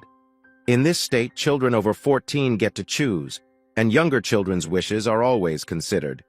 If she was very young, you wouldn't have much chance. Having the primary residence and the fact that a 15-year-old wants to stay with you will be a big part of the custody decision. This shouldn't be a problem." "Just do your best," I said. I drove home and wondered what I was going to do. It had to be legal. Landing in jail would mean losing Toby, and I wasn't going to risk that. What could I do? You have to be careful when dealing with this stuff to make sure you don't get burned, too. This was going to take some planning. I thought his wife was as clueless as I was, so the first step would be telling her. I needed to make a list. I was going to let her family know. Rachel's mom and dad loved me, and they loved Toby, so letting them know was at the top of the list. But I wasn't sure how to do it. Making sure all our friends knew was also important, and I thought I could start a social media storm to make their lives harder. That was the first thing on my list. She had a Facebook account for our family. I used it sometimes and knew my way around. I searched online and found out that Jerry's wife had one too. I took a screenshot of some pictures and posted on Rachel's page, saying we were getting a divorce and that she had found her soulmate in Jerry. I even put up a picture of him. Then I changed the password and logged out. It felt great. I wondered how long it would take for her friends and family to start calling her and blowing up her Facebook page. I hoped Jerry's wife would see the message too. I felt a bit bad for her since I didn't know her, but I thought she would want to know, just like I did. I called my mom. That call went as badly as I expected. She was shocked at first, but then said she would tell Dad and that they were there for me if I needed anything. I decided to let Rachel tell her parents. We were close, and I didn't want to cause any problems. I didn't know how to tell them anyway. "Your daughter is cheating" didn't seem like the best way to start the conversation. They might even get mad at me. It didn't take long for things to go crazy. Around 2 p.m., my phone showed Rachel's number. I answered, and she was furious. "You jerk," she yelled. "You just couldn't let it go, could you? I know you locked me out of Facebook. Take that stuff down. Jerry's wife doesn't know yet. All my friends are calling me, asking what happened. My parents know. I'm serious, Oliver. Take it down." "No, you can't tell me what to do," I replied. "What? Are you acting like a child? Take it down, Oliver. I'm warning you." "Why? You should be happy. Now everyone knows about you and your soulmate. Are you ashamed of being a cheater, Rachel?" "I'm not." She stopped, probably realizing how silly she sounded. "Oliver, please take it down. It wasn't supposed to be like this." "You lost the right to decide how it was supposed to be when you cheated," I said. "You have no right to my respect anymore. I told you. We're not friends now, Rachel. Get used to it." I hung up. My phone buzzed again right away, but I ignored it. It was time to pick up Toby. I told Toby what happened during my talk with Elizabeth Baxter. Though she was happy that she would likely stay with me, she was still upset. "What is wrong with Mom, Dad?" she asked. "I love her, but she's always acted a bit crazy. She's never seemed like an adult, not like you. It's always been like you had two kids, her and me. Did you ever notice? Not like that, I said. But now that you mention it, she's always been impulsive. Still, I never thought she'd do something like this. Well, we have to deal with it, she said. Dad, I never want to be alone with that guy, okay? Promise me. I'll do my best, I assured her. We picked up pizza on the way home. I was enjoying my second slice when my phone buzzed. It was Bob, Rachel's father. I wasn't looking forward to this. I told Toby who it was, and she said to put it on speaker. He got straight to the point. Oliver, I don't know what's going on, but Rachel came here last night and asked to stay with us. Can you explain? Did you ask her? I said. She said you kicked her out. Yes, I did. But did she tell you why? No, she said she would explain later. Do you want to wait for her explanation? I asked. Can't you just tell me? He asked. She's been cheating with Jerry Garner, a guy from her work. He's divorcing his wife, and they were planning to be together, I said. What? That's unbelievable, Oliver. How do you know this? I caught them together yesterday, I said, and she told me. Are you sure you didn't misunderstand? He asked. Toby spoke up. Hi, Grandpa. Dad has you on speaker. There's no misunderstanding. I was there when she told him. I'm sorry, Grandpa. I love you. She started to cry, and he heard it. His voice cracked when he spoke again. Don't cry, my dear. Be strong, okay? We love you too. I'll try to talk to your mom. Oliver, are you still there? Yes, I'm here. Don't worry about Toby. You are her grandparents, and nothing will change that. I know you love Rachel and will do what you need to do. I respect you more than I can say. I hope you don't end up hating me. That won't happen, he said. I'll find out what's going on. Call me if you need anything. It went better than I feared. Things happen, and you do the best you can. I don't need to go into detail about the divorce process. Most people know someone who has been through it. It was long and painful and never got any better. Rachel thought she would get custody of Toby, but that didn't happen. Miss Baxter was as good as everyone said. I got full custody because Toby wanted to live with me. The judge ruled that Rachel could visit but couldn't be alone with Toby and Jerry. Anyway, that didn't matter for long. Jerry's wife divorced him, but it seemed the whole soulmate thing wasn't real. 2 weeks after I found out about their affair, Jerry had moved on to someone else. All their big plans fell apart. It took 7 months for the divorce to be final. Rachel changed her mind. I was really surprised during our second visit to court when Rachel asked the judge to make us go to counseling. No matter what I or Miss Baxter said, it didn't make a difference. The judge said we had to do it. We were told we had to go for 8 to 10 sessions. We got this odd old guy who seemed like a hippie. In the first session, he asked us to share our goals. Rachel's goals were long and confusing. It seemed like she thought I should just focus on making her happy and understand she never meant any harm. My goal was much simpler. What are your goals for these sessions, Mr. Berriman? He asked. My goal is to finish them, I replied. The counselor frowned. Mr. Berriman, don't you want to work on the problems that got you to this point? I'm sorry, Mr. Rodman, but these weren't my problems that brought us here. I have no interest in working on them. I'm fine with my issues and plan to keep them. Rachel looked shocked, just like the counselor. She quickly jumped in. Oliver, how can you expect to fix things if you won't even talk about them? I don't want to, I said. Let me be clear. I don't care about fixing things or working on issues. I'm here because the court ordered it. I will do what's needed to satisfy the court order, then we'll get divorced. That's my plan. Are you aware that if I tell the judge you refuse to cooperate, you could be cited for contempt? The counselor said. I didn't know that, I said. But if you lie to the judge, my lawyer can get the recordings of these sessions and prove it. I'm here, doing what you ask. You asked my goals and I told you. That's cooperating. He flushed. The judge thought you would try to work out the issues between you, he said. It's not my job to meet the judge's expectations, I told him. I'm only responsible for mine. He tried to make it tough. He gave me tasks that meant spending a lot of time with Rachel, and she tried hard to change my mind. Oliver, what will it take for you to drop the divorce and work things out? She asked. It would take a miracle, I told her. She waited for more, but I didn't say anything. What do you mean by a miracle? She finally asked. If you could turn back time and undo what happened with Jerry, that might work, I said. Otherwise, only God can do that. Have you gained any new powers, Rachel, like charming other men? We kept going, doing boring exercises and saying stupid phrases, but finally the sessions ended. We went back to court and the judge asked if we made any progress. "Your Honor, my client will not stay married," Miss Baxter said. "We want this divorce to be finalized quickly. My client and his daughter have been through enough." The judge agreed, and 10 days later, the divorce decree arrived in the mail. Toby saw her mom often because she loved her grandparents and spent a lot of time with them.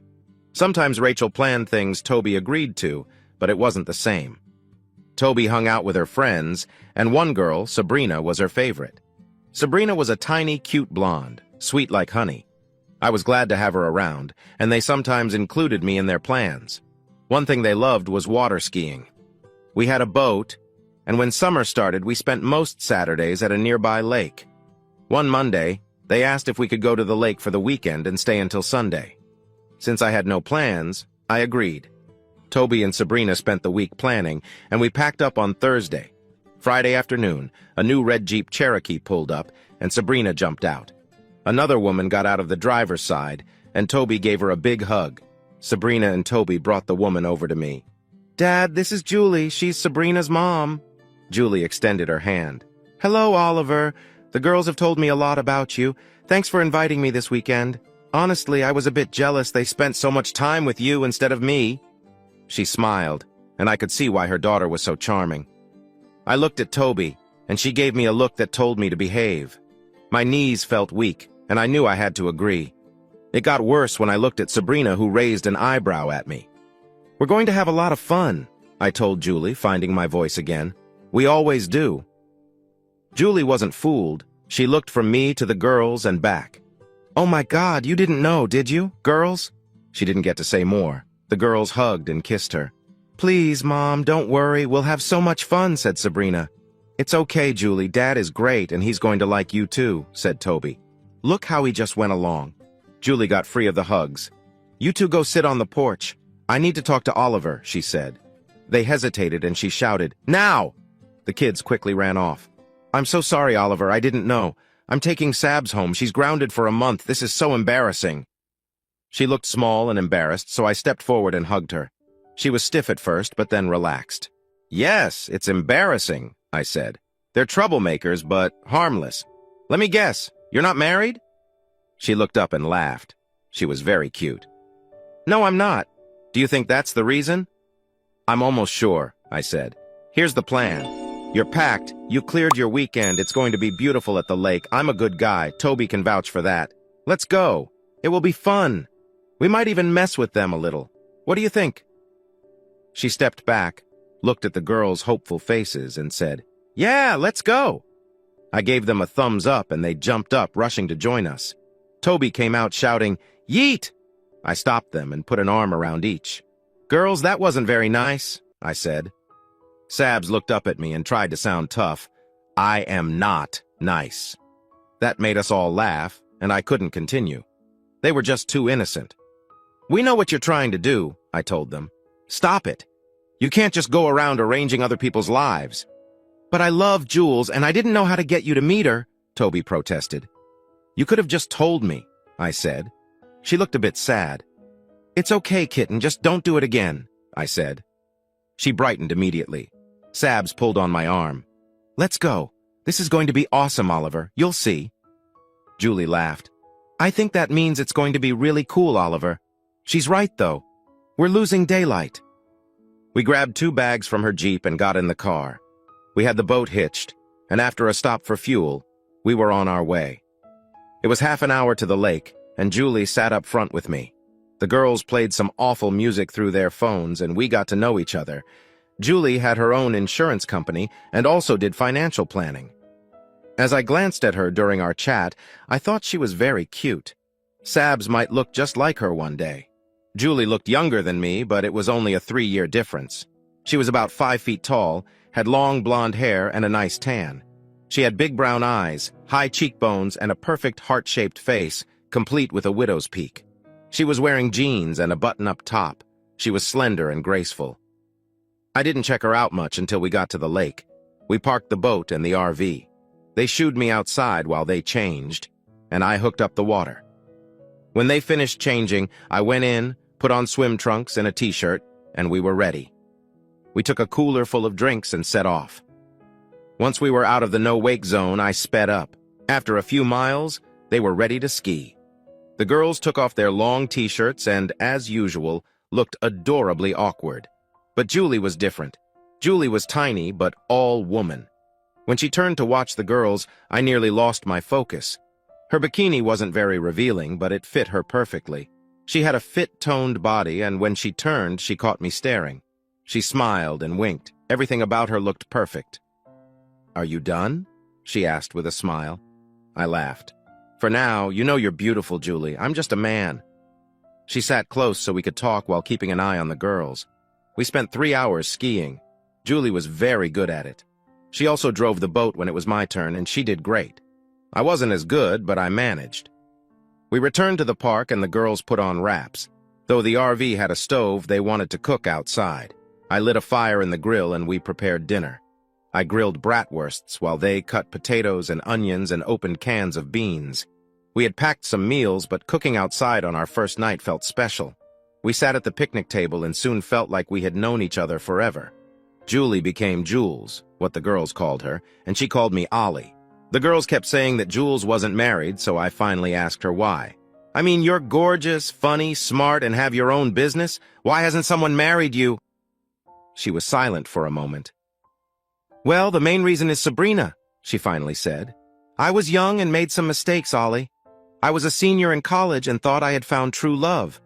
I found out I was pregnant the week before graduation. We had planned to marry after graduating." "But it didn't work out, right?" I asked. "No, it didn't. 3 days after I told Brad, I found out he had been cheating on me for a month. I broke up with him and never looked back. When Sabs was born, I didn't have time to hang out with friends. Then I got busy with my business. By the time I thought about dating again, I realized I had this amazing gift, my daughter, and I had to think about her first." "I understand," I said. "I feel the same about Toby. She's my number one. She's what kept me sane over the last year and a half." She placed her small hand on my arm. "I know," she said. "She tells Sabs and me everything. I'm so sorry, Ollie." "Yeah, life can be tough sometimes." We both sighed. We looked up and saw 2 loving pairs of eyes watching us. They were talking quietly, sitting in camp chairs under the shade. "I love your daughter," I told her. "It feels like she's part of my family because she spends so much time with us." "She loves you too," she said. "She told me you're like the father she never had." When I looked at her, her big brown eyes were teary and a tear rolled down her cheek. I brushed it away with my finger. "She's a wonderful girl," I said. "You must be a great mom to have raised her on your own." She smiled with teary eyes, stood up, kissed my cheek, and went to join the girls. We had a great weekend, and when she was leaving, I walked over and tapped on her window. "Jules, would you like to go out with me next Friday?" I asked. Sab squealed with joy, and Jules smiled brightly. "What time?" "6," I said. "We'll have dinner and then do something fun. Can Toby stay with Sabs while we're out?" "Sounds great, and of course." She kissed my cheek, and they drove away. Toby was waiting for me at the door. "Well?" she asked. "Did you ask her out?" I hugged her and playfully patted her. "Yes, I did. Now that's all you need to know." She squealed just like Sabs. "I knew it. She's perfect for you, Dad. I love her so much, and Sabs feels like my sister." I shrugged. "What happens, happens, Toby. Don't try to play matchmaker." She hugged me tightly. "I know, Dad, but you wouldn't have done anything if I didn't push. I love being the only girl in your life, though." I laughed. "You'll always have a special place in my heart. You're my baby, and that's never changing." She cuddled with me for a bit, then went off to do her own thing. Our first date went well. I took her to play racquetball. She was new to it, but she'd played tennis, so she picked it up quickly. She was very athletic and fast. She moved better than me because she was small. Afterward, we sat down to rest and drink. She grabbed her phone. "Let's snap the kids," she said. We posed with our rackets and goggles, took a snap, and sent it. They replied right away. It was a fun memory. We both showered. And then I took her out for Italian food. It was delicious, and we ate a lot. We were finishing our wine, Jules sitting next to me, talking quietly. It felt right to put my arm around her, so I did. She scooted closer and smiled up at me.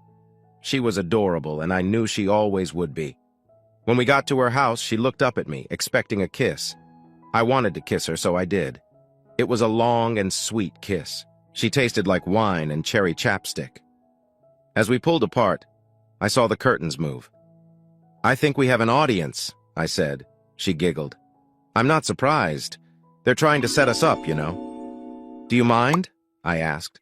She blushed. "No, I like everything I know about you, Ollie." "Me too," I said. "We better go in before they tear down the curtains." We went out every Friday for 4 months. We grew closer, and I wanted to take things further. We spent a lot of time talking on the phone, sending funny messages, and sharing our lives. We started having dinner together with the girls every Tuesday. We would hang out and play games. I loved Sabs almost as much as her mom. They were very alike, making their differences enjoyable. Life was great, except for Rachel. She was still part of Toby's life, so she was in mine too. I didn't want anything to do with her, and seeing her annoyed me. She always tried to talk to me when she picked up or dropped off Toby.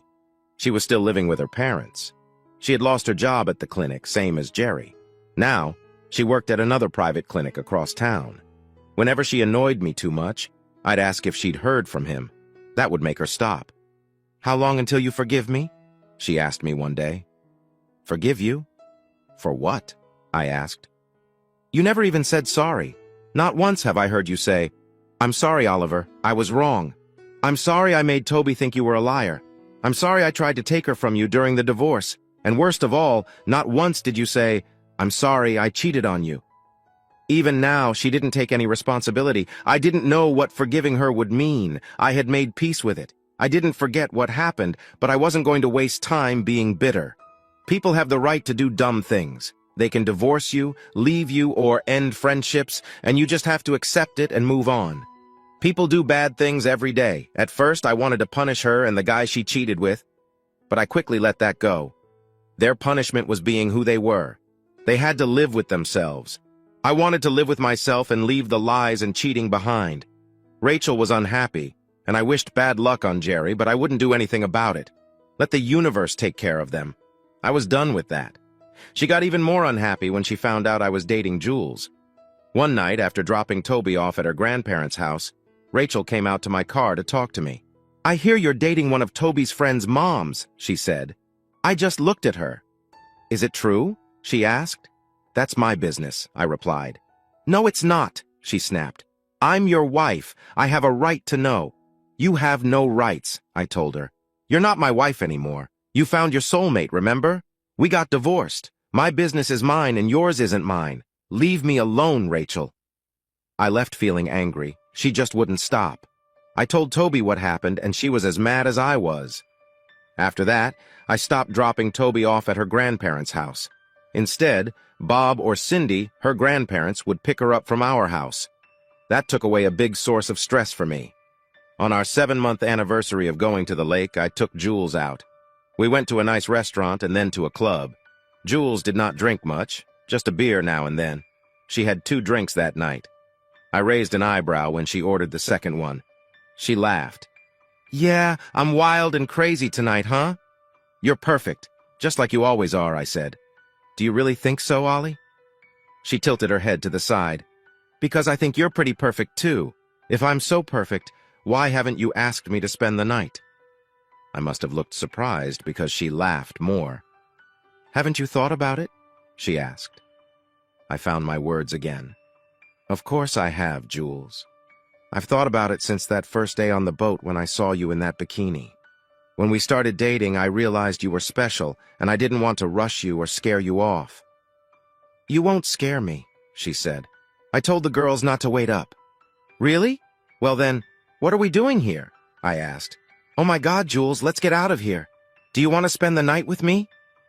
She blushed as she took my hand and I helped her to her feet. "More than anything else right now." She held onto my arm all the way to the car. Once we got home, she stayed close to me as we made our way to the bedroom. At the foot of the bed, I turned her around and kissed her. It was one of the best kisses I'd ever had. When it ended, she looked up at me with her warm brown eyes. She put her arms around my neck. "I love you, Oliver," she said. "I needed to hear it. I love you too." I pulled her into my arms and slid the zipper of her blue dress down. I did it slowly, and she shivered. Her skin felt smooth, and I slid the dress off her shoulders, down over her chest and hips. She wasn't wearing a bra. She had a tan that covered her whole body. I sat on the bed and looked at her. She was a beauty in her little blue panties. I pulled her close and pressed my cheek against her belly, feeling her firm body in my hands. It was a moment I had dreamed about. Even after we finished, she held on to me and we could feel her body still reacting. When I caught my breath, we started again. We fell asleep in each other's arms, making love twice more during the night, each taking turns to start. The next morning, I woke up with her lying half over me, her hair covering us and her cheek resting on my shoulder. I watched her sleep and played with her hair until she opened her eyes. She snuggled closer and sighed. "I belong here, Ollie." "I know," I said. "Would you like to wake up here every morning?" She looked at me. "You mean, live together?" "No, sweetie. Well, yes, but I mean, will you marry me, Julie Barnes?" She brought her hand up, wiggling her fingers. "Uh-oh," she said. "Something's missing." "Hold that thought," I said, and started to get out of bed. "I'll hold the thought," she said. "But I can't hold something else. I need to go to the bathroom." I laughed and gently swatted her. "Go, then meet me back here." She ran off, her bare feet pattering. I stopped by my office using the bathroom myself. I got what I needed from the safe and went back to the room, finding her under the covers. I climbed in and took her left hand. I looked into her eyes, seeing only love. "Julie, will you marry me?" I slipped the ring on her finger. It was too big, and we'd need to resize it, but it was perfect for now. She held it up and looked at it. "It's beautiful. It looks old. Where did you get it?" "Remember when I told you I went to an auction?" I said. "About a month ago?" "Yes. They were selling stuff from an old estate, right?" "Yep. What I didn't tell you was I saw this ring in the catalog. I went there to get it and ask you to marry me. It was made in England around 1810 for a duchess. It has a lot of history. Do you like it?" "I love it," she said. "It's the most beautiful ring I've ever seen." "Are you going to answer my question?" I asked. "Oh, yes, Oliver. Yes, I'll marry you. Oh, my God, yes." I laughed and hugged my fiancé. "We need to share this with the girls," she said. Hey, audience! If you liked this video and want to keep up with more thrilling stories, make sure to subscribe to Prince Cheating Tales and hit the notification bell. You don't want to miss out on our upcoming adventures? Thanks for watching, and we'll see you in the next wonderful story.